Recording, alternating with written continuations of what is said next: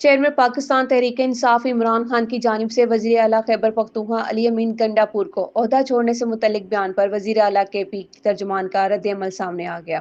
तर्जुमान वजीर आला खैबर पख्तूनख्वा फराज मुगल ने अपने बयान में कहा कि खैबर पख्तूनख्वा हुकूमत बानी PTI के विजन के नुमाइंदा है। बानी PTI जब चाहेंगे वजीर आला मुनसब छोड़ देंगे। उन्होंने कहा कि अली अमीन गंडापुर हुकूमत से मुतल्लिक बानी PTI के पैगाम की किसी मुस्तनद जरिए से तस्दीक नहीं हुई।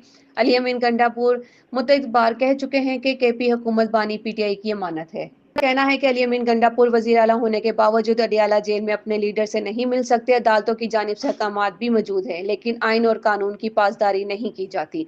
तर्जुमान वजीर आला ने कहा कि अली अमीन गंडापुर खैबर पख्तूनख्वा में अमन अमान के क़याम के लिए इक़दामात कर रहे हैं। दहशत गर्दी के खात्मे के इलाकाई सतह पर कबायली जरगों का आगाज कर दिया गया है।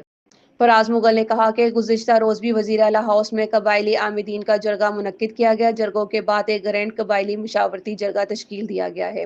ख्याल रहे कि गुज़िश्ता रोज़ इमरान खान का एक बयान सामने आया था, जिसमें उनका कहना था कि अली अमीन गंडापुर अगर खैबर पख्तूनख्वा में अमन कायम नहीं कर सकते तो ओहदे से इस्तीफा दे दें।